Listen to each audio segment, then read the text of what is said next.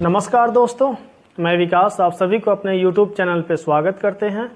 दोस्तों कल जो है सिविल कोर्ट का एक नोटिस आया है, बिहार सिविल कोर्ट का, जिसमें जो है 7692 पोस्ट के लिए जो है अनुशंसा किया गया है और आपको 20 तारीख से उसका फॉर्म भरा जाएगा। यानी कि आपका जो इंतज़ार था वो एक तरह से कहिए कि ख़त्म हुआ और ये 6 साल के बाद फॉर्म आया है।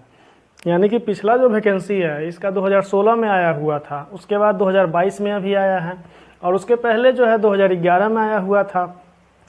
तो 2016 में मात्र 1600 के अप्रॉक्स वैकेंसी था। इस बार जो है केवल क्लर्कियल पोस्ट इसमें जो है 3400 कुछ समथिंग पोस्ट है, यानी कि 3450 के आसपास पोस्ट है और टोटल पोस्ट जो है आपको 7692 है। यानी कि 4 प्रकार का पोस्ट है। एक कलर का पोस्ट है, कलर के बाद जो है आपको स्टेनोग्राफर का पोस्ट है, तीसरा जो है और ये राइटर का पोस्ट है, डिपोजिशन राइटर का पोस्ट है, चौथा जो है आपको प्यून का पोस्ट है। तो दोस्तों सब में अलग अलग एक चीज़ आपको बता दें कि जब आप फॉर्म भरिएगा तो सब फॉर्म आपको अलग अलग फिल करना होगा। ये नहीं कि उसमें चूज कर लिए टिक कर दिए, तो वैसा नहीं होता है। सब में आपको सब में आपको अलग से पैसा पे करना होगा, फिर अलग से आपको फॉर्म भरना होगा, तब जा कर के आप सभी फॉर्म के लिए एलिजिबल हो जाइएगा। अब जैसे दूसरा चीज़ है, इस पे एज पे बात करते हैं। तो देखिए दोस्तों, क्लर्क के लिए क्लर्कियल पहले तो 18 साल ही था, लेकिन इस बार जो है नियमावली में क्लर्क का, स्टेनोग्राफर का और डिपोजिशन कम राइटर जो है उस पोस्ट का, तीनों के लिए जो है 21 साल कर दिया गया है। अब 21 साल मिनिमम एज है और मैक्सिमम एज जनरल वालों के लिए है 37 साल और बाकी जो भी है जैसे EWS और जनरल 37 साल है। बाकी अगर OBC है उसमें 3 साल को आपको 3 साल का छूट है। उसके बाद जो SC ST है उनको 5 साल का एज में रिलैक्सेशन है।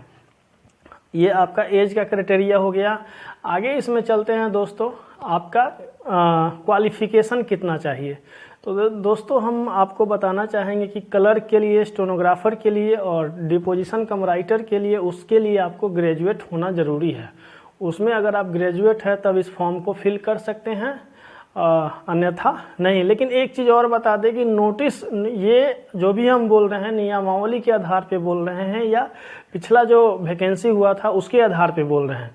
इस बार अभी तक नोटिस नहीं दिया है। नोटिस आपको 16 तारीख के पहले, देखिए 15 तारीख तक आपका नोटिस आ जाएगा, नोटिफिकेशन आ जाएगा। नोटिफिकेशन में पूरा और उसमें जो है क्लियर हो जाएगा।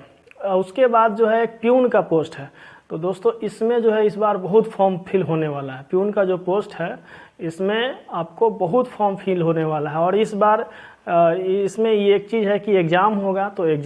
तो आप इसके लिए अभी से अगर तैयारी कीजिएगा और हम तैयारी का एक एक स्टेप आपको बताएंगे कि क्या चीज़ पढ़ना है, कहाँ से पढ़ना है, कैसे पढ़ना है।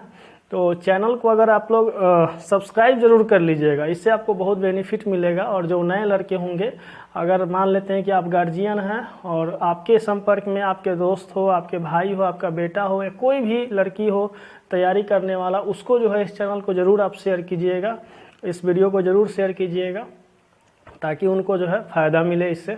तो दोस्तों हम ये चीज़ बता रहे थे कि जो प्यून का जो पोस्ट है उसमें देखिए दोस्तों, आपको मैट्रिक पास चाहिए और 18 साल का एज चाहिए। मात्र मैट्रिक पास चाहिए और 18 साल का एज चाहिए, आप उस फॉर्म को फिल कर सकते हैं। तो देखिए जब उसका फॉर्म फिल कर दीजिएगा तो इन सारे पोस्टों का जो है एग्ज़ाम लेने में आपको ज़्यादा टाइम नहीं लगने वाला है। एग्ज़ाम आपको अभी अगर फॉर्म फिल कीजिएगा 1 महीना का टाइम मिलेगा फॉर्म के लिए, यानी कि 20 सितंबर से फॉर्म भराएगा और 20 अक्टूबर तक फॉर्म भराएगा। ये आपका 20 अक्टूबर तक जब फॉर्म भरा जाएगा तो इसमें आप मोटा मोटी मान के चलिए 2 महीना से आपको ज़्यादा टाइम नहीं मिलने वाला है फॉर्म भरने के बाद। यानी कि दिसंबर में आपको एग्ज़ाम एकदम पूरा होने का, एक तरह से कहिए कि पूरा फुल चांस रहेगा कि दिसंबर में अनुमानित है कि इसका एग्ज़ाम हो जाएगा। और जब एग्ज़ाम होगा तो उसमें आपको पता है कि जब तक 100% है तो प्यून कहने के लिए आप सोच रहे होंगे कि चपरासी, लेकिन ये असल में इसको चपरासी मत समझिएगा। आप ग्रुप डी भी अगर 4th ग्रेड, एक तरह से कहिए कि 4th ग्रेड का ये वैकेंसी है बिहार लेवल का, तो बिहार लेवल का वैकेंसी है, कंपटीशन इसमें भी होगा। और देखिए इसका जो सिलेबस है बहुत ही आसान सिलेबस है, एकदम नॉर्मल इसमें क्वेश्चन पूछेगा दोस्तों। चाहे वो क्लर्कियल पोस्ट हो, चाहे वो जो आपका प्यून लेवल का पोस्ट हो। क्वेश्चन आसान पूछना है, 10th लेवल का पूछना है, इसमें ज़्यादा बहुत ब्लंडर चीज़ जैसे आपको भारी भारी चीज़ आपको पढ़ने का ज़रूरत नहीं है, एकदम इजी चीज़ आपको पढ़ना है, जो आपको एक एक वीडियो में सारा चीज़ सजेस्ट करते चलेंगे, वैसे वैसे आपको पढ़ते चलना है। देखिए जब आप बात करते हैं क्लर्क की, तो क्लर्क में आपको देखिए पहले जब क्लर्क का एग्ज़ाम होता था और अभी दोनों में फ़र्क आ गया है। पहले जो हम लोग 2016 में दिए थे, उस समय क्या था कि आपको एक पीटी होता था, पीटी के बाद मेंस होता था, मेंस के बाद इंटरव्यू होता था उस समय, और अभी में थोड़ा सा फर्क आया है। जैसे कोई भी वैकेंसी का बिहार सरकार में जो इस टाइप का क्लर्कियर लेवल का जो वैकेंसी है, उसका एग्ज़ाम के लिए ये नियमावली में लिखा गया है कि एक अगर मान लेते हैं कि 50-60 हज़ार अगर उसका फॉर्म फिल होता है अगर, तो वो एक ही एग्ज़ाम में जो है आपका सल्टा लेगा, एक ही एग्ज़ाम होगा, उसके बाद इंटरव्यू लेगा, सल्टा लेगा। लेकिन यहाँ पे फॉर्म आपको 12-13 लाख से कम फॉर्म गिरने वाला नहीं है। जब 12-13 लाख जब फॉर्म गिरेगा तो आप सोचिए कि इसको एक स्क्रीनिंग टेस्ट लिया जाता है, जो जिसको हम लोग पीटी के एग्ज़ाम बोलते हैं। वो आपको जो भी एग्ज़ाम है वो आपको उसमें स्क्रीनिंग टेस्ट इसलिए लिया जाता है कि अगला जो मेंस का एग्ज़ाम है उसमें अपीयर कराने के लिए लड़कों को, तो स्क्रीनिंग टेस्ट को ही यहाँ पे पीटी का एग्ज़ाम बोलते हैं।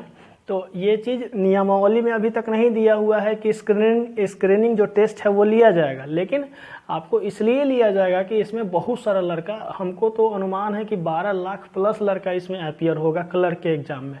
जब क्लर्क और ये प्यून के एग्ज़ाम में 12-12 लाख से ऊपर लड़का, जब इतना लड़का अपीयर होगा तो जाहिर सी बात है कि एक स्क्रीनिंग टेस्ट होगा, और स्क्रीनिंग जो टेस्ट होगा वो आपको 100 नंबर का होगा, 100 नंबर का होगा दोस्तों, और उसका 10 गुना सीट का जो भी होगा, 10 गुना जितना सीट है, जैसे मान लेते हैं कि 3400 अगर सीट है, 3400 समथिंग सीट है आपको क्लर्क में, तो इसका 10 गुना कर लीजिए, यानी कि 34,500 के अप्रॉक्स आपको रिजल्ट देगा पीटी का। यानी कि जो पहला जो स्क्रीनिंग टेस्ट होगा उसका जो है पहला जो है रिजल्ट जो देगा वो 10 गुना देगा, यानी कि 35,000 के अप्रॉक्स आपको रिजल्ट देगा पहला। उसके बाद में जो है प्यून का भी इसी तरह से प्यून का देखिए दोस्तों, प्यून का क्या है कि इसमें एक ही एग्जाम में जो है इसको सल्टा लेगा प्यून का एग्जाम, लेकिन क्लर्क वाले में कम से कम 2 एग्जाम तो लेगा ही लेगा। और जो पहला एग्जाम होगा वो देख लीजिए, पहला जो एग्जाम होगा आपको जो पिछला बार हुआ था उस आधार पे हम बोल रहे हैं 25 क्वेश्चन मैथ से पूछेगा, 25 क्वेश्चन जीके जीएस से पूछेगा, 25 क्वेश्चन आपको हिंदी से पूछेगा, 25 क्वेश्चन आपको इंग्लिश से पूछेगा। और इंग्लिश भी एकदम नॉर्मल पूछता है, जीके भी एकदम नॉर्मल पूछता है, मैथ भी एकदम नॉर्मल पूछता है। और इसमें एक और सब्जेक्ट बच गया, इंग्लिश, हिंदी, जीके जीएस और मैथ, ये सब आपको नॉर्मल पूछेगा, ज़्यादा आपको हार्ड पूछने इसमें जो है 10th लेवल का इसमें नॉर्मल पूछता है। उसके बाद जब आप स्क्रीनिंग टेस्ट में जो है पास हो जाइएगा, 10 गुना में जब आ जाइएगा, तब आपका दूसरा स्टेप में जो होगा एग्ज़ाम वो होगा मेंस का एग्ज़ाम, जिसको आप लोग मेंस बोलते हैं। वो आपका 100 नंबर पे आपको रिजल्ट आता है। लेकिन एग्ज़ाम जो होता है, देखिए पिछला एग्ज़ाम और इस एग्ज़ाम में जो है अंतर होने वाला है। इस पिछला जो है डिस्क्रिप्टिव भी होता था, तो अब जो है डिस्क्रिप्टिव पेपर को हटा करके केवल ऑब्जेक्टिव ही कर दिया है। पहले डिस्क्रिप्टिव ऑब्जेक्टिव दोनों था, लेकिन अब उसको जो है हटा दिया गया है। यहाँ पे डिस्क्रिप्टिव और ऑब्जेक्टिव, यहाँ पे जो है केवल ऑब्जेक्टिव कर दिया गया, पहले दोनों होता था। तो अब ऑब्जेक्टिव होगा, और ऑब्जेक्टिव में देखिए दोस्तों, ऑब्जेक्टिव में दोस्तों 30 हिंदी पूछेगा, 30 इंग्लिश से पूछेगा। दोस्तों ध्यान दीजिएगा, 30 हिंदी से पूछेगा, 30 इंग्लिश से पूछेगा, और 30-30-60 और 25 क्वेश्चन जो है आपको मैथ से पूछेगा। तो हिंदी इंग्लिश बहुत इंपॉर्टेंट है और मैथ भी इंपॉर्टेंट है।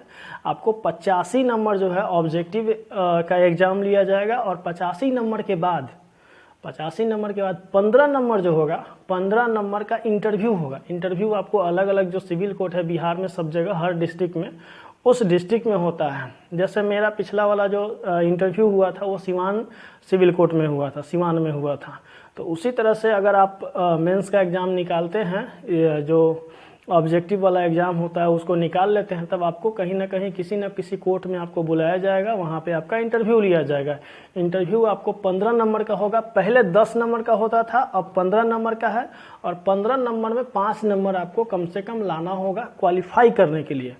5 नंबर आपको केवल क्वालिफाई करने के लिए लाना होगा, वो आ जाता है, क्वालिफाई नंबर जो है आ जाता है। तो इंटरव्यू के लिए भी आप लोग को टेंशन चिंता करने की बात नहीं है। मेरा वीडियो को जो है देखते रहिएगा, सब्सक्राइब चैनल को जरूर कर लीजिएगा, आपको इस सब चीज़ का जानकारी बढ़िया से आपको मिलेगा, कोई दिक्कत नहीं होगा।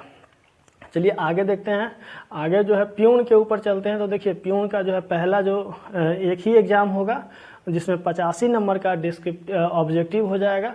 देखिए प्यून में क्या हो जाएगा, 85 नंबर में आपको क्या क्या पूछा जाएगा उसमें। देखिए 30 नंबर का, उसमें 35 नंबर का जो है आपको हिंदी पूछा जाएगा, 35 नंबर का हिंदी पूछा जाएगा, 35 नंबर का गणित पूछा जाएगा, 35 हिंदी 35 गणित, और 15 नंबर का जो है आपको अंग्रेजी पूछा जाएगा दोस्तों। मात्र 15 नंबर का जो है अंग्रेजी पूछा जाएगा।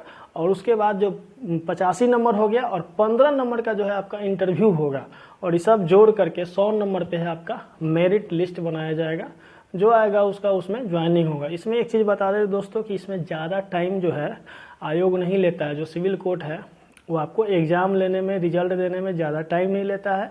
तो मुश्किल से मुश्किल अगर यहाँ से आप मोटा मोटी अभी से भी अगर टाइम अगर लीजिएगा तो 1 साल के अंदर में आपका सारा प्रोसेस क्लियर हो जाएगा, सारा प्रोसेस ज्वाइनिंग भी हो जाएगा। देखिए दोस्तों, डिपोजिशन कम राइटर है, इसमें आपको हिंदी और इंग्लिश दोनों का एक चीज़ कहिए कि ये चीज़ चाहिए, टाइपिंग चाहिए। टाइपिस्ट आपको मतलब हिंदी में भी चाहिए और इंग्लिश में भी चाहिए, जिसमें हिंदी में जो है 30 वर्ड पर मिनट के वर्ड से चाहिए, 30 पर मिनट स्पीड चाहिए, और इंग्लिश में आपको 40 वर्ड पर मिनट स्पीड चाहिए। ध्यान दीजिएगा, हिंदी में 30 और इंग्लिश में 40 वर्ड पर मिनट के स्पीड से आपका स्पीड होना चाहिए टाइपिंग करने का, तब जा कर के जो है आपका वो टाइपिंग वाला निकलेगा। स्टेनोग्राफर में आपको पता है कि स्टेनोग्राफी चाहिए, जो स्टेनोग्राफी के स्टूडेंट होंगे वो वही उसको भर सकते हैं। और ये बहुत ही मतलब एक तरह से कह सकते हैं कि बहुप्रतीक्षित जो ये वैकेंसी है, जो भी बिहार सरकार के जो सिविल सेक्टर के जो लोग तैयारी करते हैं वो इस वैकेंसी का बहुत बेसब्री से इंतज़ार करता है, वो जितना सारा स्टूडेंट्स हैं। तो उन लोगों के लिए जो है बहुत ही अच्छा एक मौका है, एक तरह से कहिए कि आप लोग के लिए भी, अगर जो नए लड़के होंगे उनके लिए भी। और आप लोग जो है बहुत बढ़िया से तैयारी कीजिए। हिंदी के लिए जो है आप या तो लुसेंट का हिंदी ले लीजिए अलग से, या हिंदी के लिए या तो लुसेंट का ले लीजिए, या अगर लुसेंट का अगर नहीं है, ये आपके पास RS अग्रवाल का है, अगर RS अग्रवाल का अगर हिंदी का किताब है वो भी आपका चलेगा। यानी कि दोनों में से कोई आप एक हिंदी ले लीजिएगा, किताब जो है सही रहेगा, कोई दिक्कत नहीं है। इंग्लिश के लिए जो है, इंग्लिश के लिए देखिए, इंग्लिश के लिए भी ज़्यादा भारी भारी वर्ड पढ़ने की ज़रूरत नहीं है, छोटा छोटा ही पूछता है। तो आप इंग्लिश के लिए जो ग्रामर का जो किताब होता है, कोई भी आप ग्रामर का जो है अभी से यूज कीजिए। आपको MD प्रकाशन का एक जो आता है अजय कुमार सिंह का, आप उस किताब को ले सकते हैं। उसमें जो है देखिए वो तो है सेंट्रल CGL लेवल का इंग्लिश उसमें दिया हुआ मिलेगा आपको, लेकिन एक चीज़ है कि वो अगर आप पढ़ लेते हैं वो ऐसे बहुत लंबा चौड़ा भी हो जाएगा। तो आपको एक चीज़ और है, मार्केट में एक चीज़ और किताब देखते हैं आपको, तब तक ग्रामर का जो भी बुक है उसको आप फॉलो कीजिएगा। देखेंगे अभी इंग्लिश के लिए कौन सा बुक है, उसके बाद हम आपको बताएंगे बढ़िया से कि ये बुक को फॉलो करना है। और हिंदी इंग्लिश हो गया। मैथ के लिए RS अग्रवाल का जो मैथ है उसको छोटा छोटा क्वेश्चन है उसी को सॉल्व कीजिएगा, क्योंकि ज़्यादा इसमें हार्ड क्वेश्चन पूछना नहीं है, इसमें नंबर जो है ज़्यादा लाना होता है दोस्तों। तो इन सारी चीज़ों को जो है ध्यान में रखते हुए तैयारी कीजिए।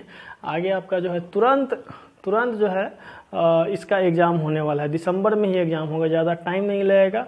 इंटरव्यू का भी तैयारी करना होगा आपको इसमें। तो दोस्तों ओवरऑल ये चीज़ है, सिनारियो ये है इस वैकेंसी का कि आपका जो है मेन फोकस जो होना चाहिए हिंदी पे होना चाहिए, इंग्लिश पे होना चाहिए, मैथ पे होना चाहिए। और तो इस तरह से जो है आप तैयारी कीजिए कि इस वैकेंसी इस बार जो है इसको जो है क्रैक करें, अच्छा से क्रैक करें। और जो भी होगा नीचे अगर आपको मन में जो भी संदेह हो, जो भी क्वेश्चन हो, नीचे ज़रूर कमेंट कीजिए कि आपके मन में क्या और संदेह रह गया है, जो हम आपको वीडियो के माध्यम से एक एक चीज़ जो है बताएंगे दोस्तों। चलिए दोस्तों, धन्यवाद।